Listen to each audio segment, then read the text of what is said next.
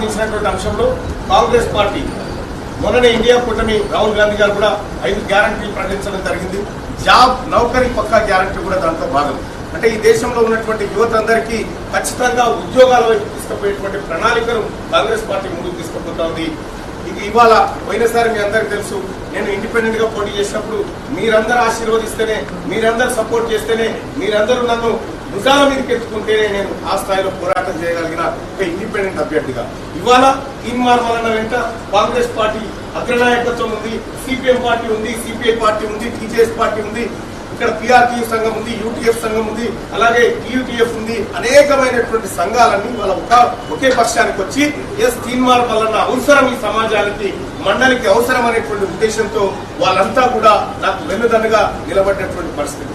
సోదరులారా, ఎవరు ఏం చేసినా అల్టిమేట్ గా మీరు ఆశీర్వదిస్తేనే తీన్మార్ మల్లన్న మండలికి పోతాడు. మీరు మీ ఆకాంక్షలు నెరవేర్చేటోడు తీన్మార్ మల్లన్న భావిస్తేనే నేను చట్టసభలో ఉండగలుగుతా. మీ అందరికి తెలుసు, కేసీఆర్ తో నేను చేస్తున్నటువంటి పోరాటంలో దాదాపు 100 కేసులు నా మీద పెట్టిండు. ఏ ఒక్క కేసు కూడా నా ఇంటి పంచాయతీ కాదు.